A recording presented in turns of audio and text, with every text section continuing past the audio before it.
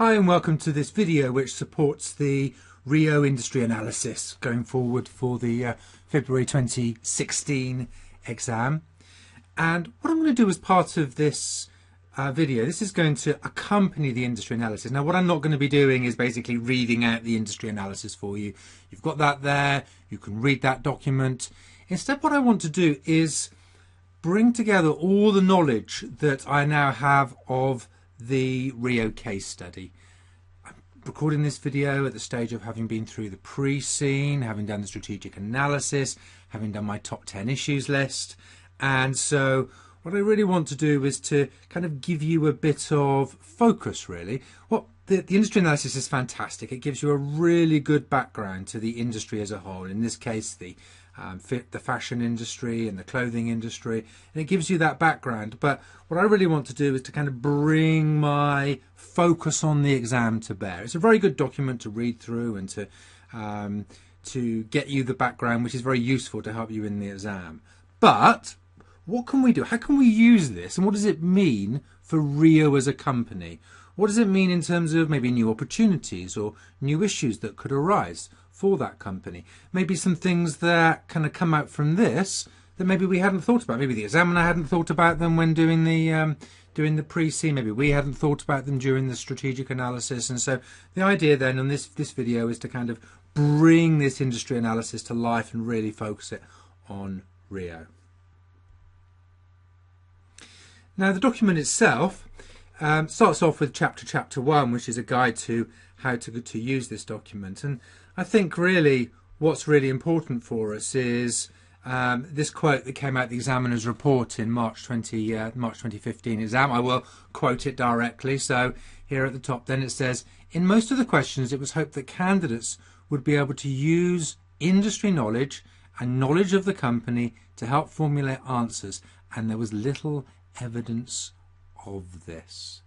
Basically, the examiners have said time and time again in their examiners' reports that you must provide industry knowledge, and actually later on in that March 2015 examiners' report was a specific reference to specific industry examples, and people are just simply not using them. One of the difficulties that I've found over the years, and I've been teaching this final level case study with industry examples needed for the whole of those, for 9 years now, and for the whole of that time I've been sort of challenged by getting people to use industry knowledge, because this is a completely different focus for people. People are very used to taking a model. We take Porter's 5 forces and we apply it, or we've just got a generic question and we just answer the question that's asked. It might be, what are the advantages of outsourcing for Rio? And we know they do a lot of that, but that could be the question. But how can you bring industry examples and industry knowledge into this? I mean, this is what the examiner is saying that she wants. And so really this is where what you must do in relation to this. I mean, firstly, get yourself a good broad industry background, because if you know that, you can bring up things as you go. Okay? But secondly, possibly most importantly, is to learn specific industry examples and relate those to issues as they relate to Rio, because you can then use those on the day of the exam. Let's say that there is an issue, a supplier issue to do with outsourcing. So you've got an issue prepared which you can then use, which relates to supplier outsourcing, and you can bring that up in relation to that. Okay, so very important then is that. The second thing is the point that's being hinted at here at the top here. You're expected to provide logical business advice. Your recommendations are supposed to be as if you were someone already working in that industry. Imagine as if the all directors at work could just ask you a question. I don't know how long you've been in your companies. Some of you probably still just in full-time education, not actually working. I know some parts of the world that's the norm for taking CIMA, and people actually still haven't started work yet, but most of you probably will have done. Well, imagine your boss saying to you, look, we've got a problem here with outsourcing to China. Could you write this quick report for me? You would be expected to bring in your knowledge of the industry and maybe you've been working there a few years, and bring all that knowledge to bear on the situation. This is again where this is useful, because you're going to need to be making logical recommendations, doing logical analysis that's appropriate given the industry norms. So you are an employee working there, and hopefully what we're aiming to do with this pack is give you that background knowledge as well. So there's no doubt the most important thing are the specific industry examples, but a whole range of background knowledge is very, very useful to give you that background. Okay, so what you'll find as we go through is we've got a range of different chapters. Chapter 2 introduces you to the retail fashion industry as a whole. Then we go and have a look at some specifics, the production, supply chain, distribution. We know that's really important in the case, don't we? So we look at those. We'll have a look at stakeholders, and particularly CSR, corporate social responsibility. Again, big thing in the case. So what's happening in the real world out there, and then what does that mean for Rio? I'll have a look at some of the competitors, some generic industry issues, and a quick look at one key fast fashion company, which is Inditex, better known to most of us as Zara. Zara is the key brand, the part of the Inditex group. And we'll have a look at what Zara do. Zara are a key fast fashion company, and arguably they were the company that pioneered fast fashion, and so therefore a very appropriate one for take a look at Zara. What do they do? How does that relate to Rio? And then our most important section are the industry examples. So what I'll be doing on the industry examples section is picking up on the ones that I like the best, the ones I feel you can use most. We've got 25 excellent examples there, but I really want to pick up on the ones from that I think this is going to be really useful for this part in Rio, and this one's going to be really useful for this type of question, and this one's really useful for this type of question. So I really want to try and get you focused on how you get the industry examples, how you get industry analysis into the exam on the day of the exam in order to score marks, okay? Because ultimately it's about you passing the exam, and that's what I really want to focus on here. Okay. So let's have a look at chapter 2 then. So chapter 2 is an introduction to retail fashion retail, and the section starts off with a lot of history. Actually quite interesting to know that fashion started around about the 14th century, a long time ago. It was often driven in that sort of time by the aristocracy, and of course they would be the only people that would have been able to afford that kind of fashion. And of course it was when the Industrial Revolution came along a couple of hundred years later that the whole production of clothing became much cheaper, and with that in mind fashion was able to be expanded out to the whole of the world. Now of course we're distinguishing between fashion from a point of view of an upmarket fashion house, the haute couture, and what's the basic production of clothing. And if we go back 150, 200 years, basically amongst the masses there was no such thing as fashion. People just wore the clothes that they could get. It wasn't particularly important. In comparison to the aristocrats, who fashion was a huge industry.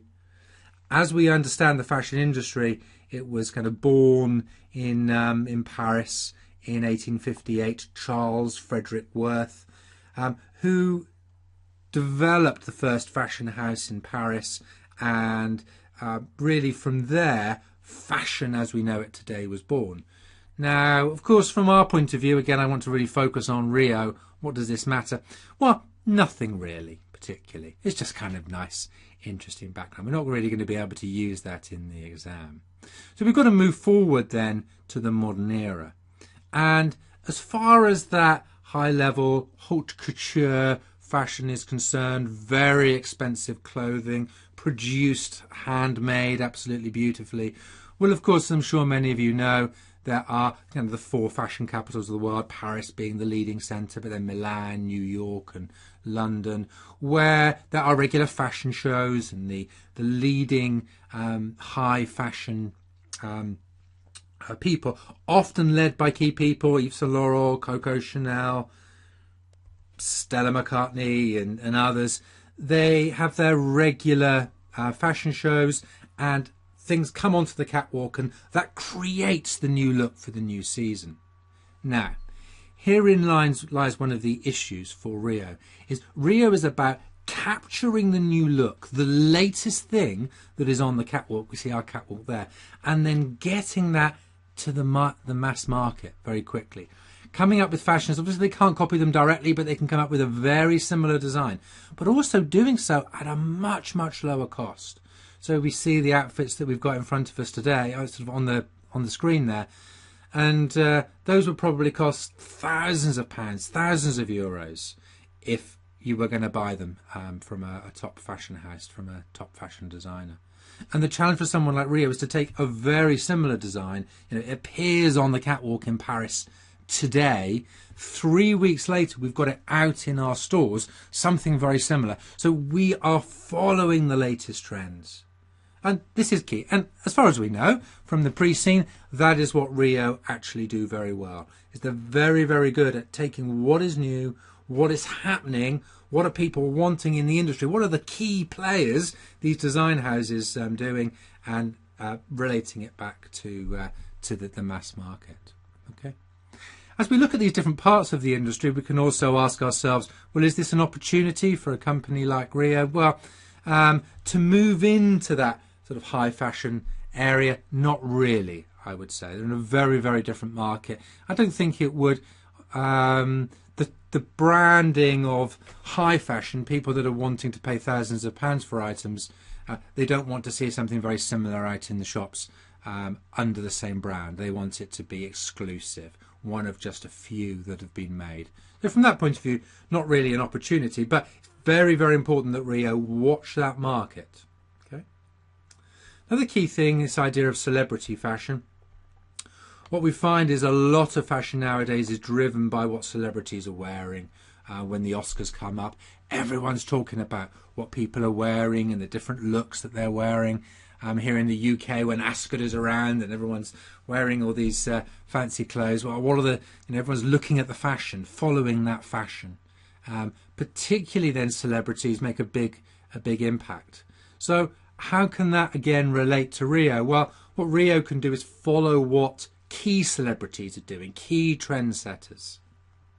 So over the last 10-15 years, we've seen someone like David Beckham on the male fashion industry actually wearing lots of different types of clothes, being a representative for lots of key brands, having his own, I was going to call it perfume, so I was old to call it aftershave, and being a real actually international icon and delivering different types of fashion to the world and following those trends. And of course, on the female side, you've got big Hollywood actresses and people like royalty, Kate Middleton, and people along these lines that take those trends forwards. Again, from Rio's point of view, there's two questions for us here.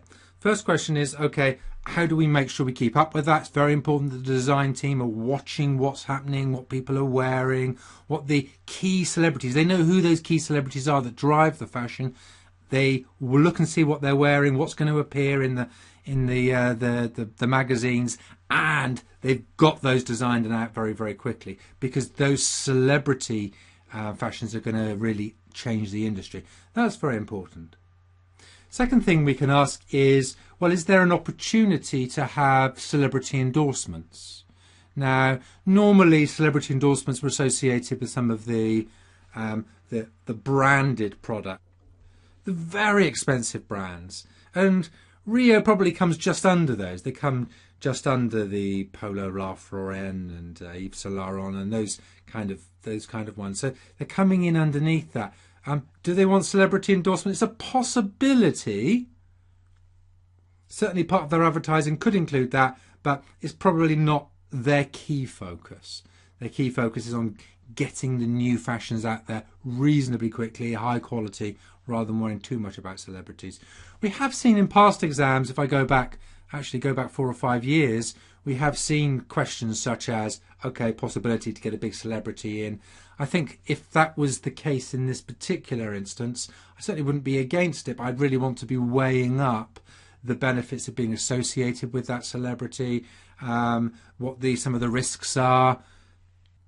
We've seen risks with being associated with famous celebrities. Oh, Tiger Woods a few years ago, where suddenly he went off the rails, and suddenly all his endorsements just completely went, and the companies associated with him didn't want anything to do with him anymore, understandably. So things like that can impact the brand as well. But also celebrities can bring a lot of kudos to a brand, and they can publicize that as well. So there's definitely a possibility there of a marketing approach. Okay, so trends have moved towards sort of street styles over recent years, and again, it's just another. And whatever the trend moves towards, what's very important is that Rio's fashion department take notice of that. One other trend in recent years as well is Asian fashion has become more significant. I think this is, of course, particularly important for Rio. They need to be aware of what are the fashions and the different fashion trends in different countries. So they are selling in Asia. And, well, actually, are some of those Asian fashions becoming more popular in Europe? In which case they need to be aware of that. But more appropriately, probably, is as they go into new markets, adapting to those changing fashions in each of the different markets that they go to. Okay, don't just assume that just because it's a Western design that people in Asia want that. Now, actually, Western designs are very popular in Asia. Okay, but they may need to be adapting for local cultures, local ways of operating. And this is one of the challenges with being in so many different countries, is being aware of what is the fashion in each of those countries. If you're in India and the latest Bollywood actress or actor has got particular clothes on, well, in which case you're going to have to produce those clothes. And you are based in Northern Europe, you really understand what's happening in terms of design in India and what all those Bollywood actors and actresses are wearing. Well, maybe, but maybe not as well. Maybe then you'd need to do things like employ people from those countries or have a small design house in that country in order to adapt for those changes and those designs. So very, very important that the worldwide trend and local trends are taken into account. So the market as a whole, we've talked a little bit about this already. Haute couture is the very, very high end market, the kind of Stella McCartneys of the world. Then ready to wear is clothes that has come from those high end producers, which is then it's been released during Fashion Week, and then it's come down for everyone to wear, slightly lower cost but still quite high price. And then there's mass market, which is your kind of standard mass market clothing that we're all used to, that 99% of us buy day in, day out, that's out there on the high street. And Rio are kind of, in a sense, trying to kind of be between ready-to-wear and mass market. They'll be taking some of those ready-to-wear high fashion items and producing them on a mass scale. And it's this distinction, it's this bringing these two markets together that's been their key generic strategy. So very, very high fashion, very produced very, very quickly, sold to the mass market at a much lower cost. Now, they still say at a reasonably high cost, but they're not a real low cost leader, but they do have the high fashions, but they do sell to the mass market as well. And that, in a sense, has been their niche, as being in between those two.